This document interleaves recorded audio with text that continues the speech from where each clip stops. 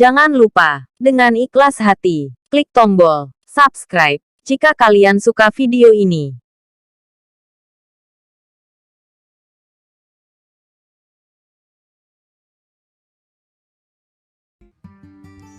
Pada dasarnya, setiap petani perlu memahami siklus perkembangan burung walet sebagai bekal pengetahuan dasar dalam bidang budidaya walet. Pengetahuan yang baik tentang siklus burung walet akan memberikan petani pemahaman mengenai kapan waktu yang tepat untuk melakukan panen atau tidak melakukan panen. Karena siklus hidup burung walet merupakan acuan bagi petani dalam memperhatikan masa panen yang berdampak secara langsung pada kelestarian populasi. Masih banyak petani yang hanya memanen sarang walet tanpa memperhatikan siklus yang terjadi, sehingga seringkali perkembangan populasi menjadi terhambat dan mengakibatkan koloni pergi meninggalkan RBW akibat pola panen yang dilakukan kurang tepat. Tidak jarang, ambisius petani yang ingin cepat meraup untung dari hasil penjualan sarang walet membuat petani untuk segera memanen sarang, bahkan dengan cara dirampas tanpa memperhatikan kelestarian yang berkelanjutan. Celakanya, jika dilakukan terus-menerus, pola panen yang tidak teratur akan menyebabkan populasi di dalam sebuah RBW menjadi stagnan bahkan menurun. Seringkali panen yang dilakukan hanya dengan melihat ukuran sarang atau terpaku dengan jadwal panen setiap 1 bulan sekali, sehingga kebanyakan dari kita tidak memperhatikan bahkan justru mengabaikan faktor siklus perkembangan sarang burung walet, yaitu mengenai apakah sarang tersebut sudah digunakan untuk menetaskan telur atau belum. Karena itu, pemahaman dasar mengenai siklus perkembangbiakan burung walet sangat perlu untuk dipahami. Pada dasarnya, burung walet hidup di daerah yang beriklim tropis. Itulah kenapa habitat burung walet hanya dapat ditemui di negara-negara yang berada di kawasan Asia Tenggara dengan curah hujan tinggi, seperti Vietnam, Thailand, Malaysia, Kamboja, Laos, bahkan Indonesia. Sependek pengetahuan saya, hanya ada 2 musim, yaitu musim hujan dan musim kemarau. Tidak ada istilah musim respon atau musim cuek bagi burung walet. Yang burung walet tahu hanyalah ketika musim hujan, pakan berpotensi melimpah sehingga burung walet lebih cepat pulang ke RBW pada sore hari dan mendapat tambahan waktu untuk melakukan adaptasi, khususnya bagi walet muda. Sedangkan pada saat kemarau, pakan di alam cenderung menipis sehingga burung walet mengalami keterlambatan untuk pulang ke RBW hingga malam hari. Dalam kurun waktu 1 tahun, khususnya di Indonesia, kita melalui beberapa pergantian musim. Musim sangat berpengaruh bagi burung walet dalam memproduksi air liur untuk membuat sarang sebagai media perkembangbiakan. Saat musim hujan, suplai makanan yang tersedia di alam akan meningkat. Meningkatnya sumber pakan akan berdampak secara langsung bagi burung walet dalam memproduksi air liurnya secara maksimal. Jika saat ini gedung Anda sudah mulai memproduksi sarang walet, saya ucapkan selamat, karena Anda telah berhasil melewati fase awal dalam membudidayakan burung walet, yaitu menginapkan burung walet. Kita berangkat dari bulan Januari. Kita asumsikan saat ini sudah terdapat perkembangan sarang walet yang beraneka ragam di dalam RBW, baik dalam bentuk polesan, sarang setengah jadi, maupun sarang yang sudah jadi. Pada bulan Januari, biasanya kita memasuki musim hujan. Umumnya, burung walet yang berada di dalam RBW memasuki masa kawin dan biasanya mulai memproduksi air liur sehingga pada musim hujan, produksi sarang walet dapat lebih maksimal. Pada masa ini juga, burung walet mulai merajut air liurnya di papan sirip dari kelenjar saliva yang dihasilkan dari kerongkongan burung walet, didukung dengan melimpahnya sumber pakan di alam. Biasanya, burung walet membutuhkan waktu kurang lebih 40 hari untuk membuat sarangnya. Memasuki pertengahan hingga akhir bulan Januari, beberapa sarang mulai terbentuk, baik mangkok maupun sudut, ataupun polesan. Dan biasanya dalam waktu kurang lebih 10 hari, burung walet sudah menghasilkan telur jika sarang sudah terbentuk dan layak digunakan untuk menaruh telur. Pada pertengahan bulan Februari, biasanya sebagian besar sarang yang sudah jadi di dalam RBW mulai berisi telur. Namun sebagian lain mungkin ada juga yang sudah menetaskan piyik atau anakan walet. Hal ini akan berlanjut setidaknya selama sebulan hingga awal bulan Maret. Proses burung walet mengerami telur membutuhkan waktu kurang lebih 20 hingga 28 hari. Pada masa ini, kita tidak diperkenankan untuk mengambil sarang karena akan mengganggu telur walet yang akan dierami oleh indukan, kecuali Anda berniat untuk melakukan panen rampasan.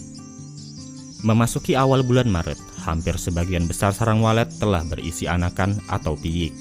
Umumnya, piyik walet membutuhkan waktu 40 hingga 50 hari atau kurang lebih 2 bulan agar bisa terbang. Itu berarti burung walet sudah bisa terbang sekitar akhir bulan Mei atau awal bulan Juni, tergantung faktor pendukung seperti kecukupan pakan dan kematangan fisik anakan walet itu sendiri. Karena itu, dalam rentang bulan April dan bulan Mei, kita sudah bisa melakukan panen seleksi untuk melihat sarang yang sudah ditinggali oleh anakan. Sedangkan pada bulan Juni, di mana umumnya hampir keseluruhan anakan walet sudah terbang meninggalkan sarangnya, kita bisa melakukan panen raya atau panen total keseluruhan sarang yang ada di RBW. Pada bulan Juli, umumnya kita memasuki masa transisi dari musim hujan ke musim kemarau. Pada bulan ini, kita bisa melakukan panen untuk memetik sarang yang tersisa di RBW atau bahkan melakukan panen cuci gudang. Yang disebut dengan panen cuci gudang adalah mengeluarkan sarang walet lama yang sudah berwarna kuning keruh ataupun yang bentuknya tebal sebab telah dilapisi berulang kali oleh burung walet. Sarang lama ini biasa disebut juga dengan istilah sarang bakpao. Meskipun bentuknya tebal, namun harganya relatif murah. Memasuki bulan Agustus, tibalah musim kemarau panjang yang biasanya bertahan hingga pertengahan bulan November. Pada masa musim kemarau, biasanya burung walet kurang produktif seperti pada musim penghujan. Hal ini dikarenakan pada musim kemarau sumber pakan di alam cenderung menipis yang berakibat pada produksi air liur walet menjadi kurang maksimal. Namun tidak menutup kemungkinan akan ada beberapa sarang yang tetap dibuat oleh burung walet sesuai dengan kebutuhan reproduksi burung walet dan banyaknya populasi di dalam RBW. Hanya saja, persentase jumlah dan kualitas sarang biasanya tidak sebanyak dan sebagus pada musim penghujan. Proses pembuatan sarang pada musim kemarau umumnya memerlukan waktu kurang lebih 80 hari atau 2 kali lebih lama daripada saat musim hujan. Pada pertengahan hingga akhir bulan September, beberapa sarang yang dibentuk oleh sebagian burung walet yang berproduksi akan menghasilkan telur. Memasuki bulan Oktober hingga akhir November adalah masa budidaya ketika telur telah menetaskan anakan walet. Sehingga pada bulan Desember, anakan walet yang berada di dalam sarang akan diasuh indukan dan kita bisa memanen kembali sarang yang ada pada RBW pada bulan-bulan selanjutnya dengan melihat kondisi ketika anakan sudah bisa terbang. Siklus ini kembali lagi seperti semula pada awal bulan Januari dan begitu seterusnya. Dengan memperhatikan siklus hidup burung walet, diharapkan petani dapat lebih bijak menentukan masa panen sarang. Sarang burung walet dapat diambil atau dipanen apabila keadaannya sudah memungkinkan untuk dipetik.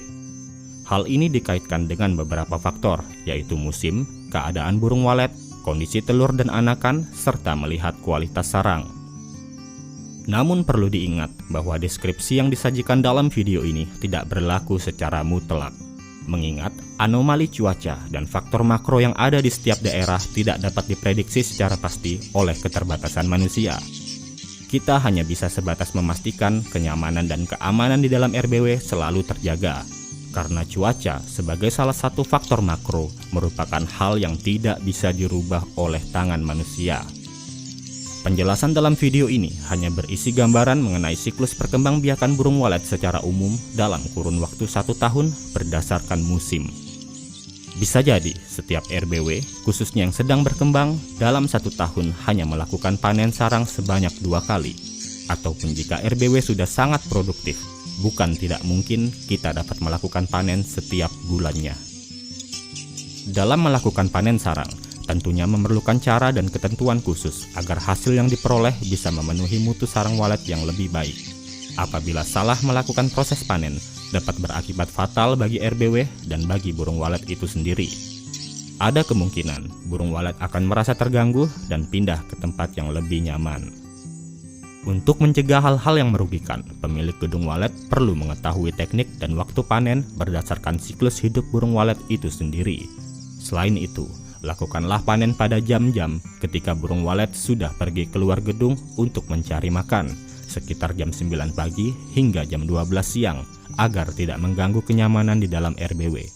Karena ketika siang hari, beberapa indukan burung walet ada yang pulang untuk memberi makan anakan yang berada di dalam gedung.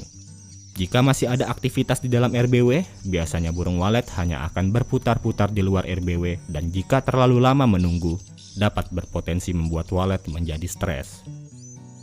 Kuncinya, kapanpun akan melakukan panen sarang, alangkah baiknya bila panen dilakukan secara selektif, yaitu hanya dengan memetik sarang yang telah digunakan untuk menetaskan telur atau biasa disebut panen tetasan.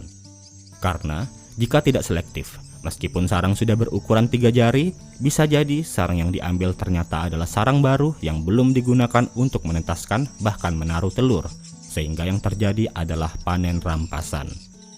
Panen rampasan tentu akan membawa dampak negatif bagi kelestarian populasi dalam sebuah RBW ke depannya.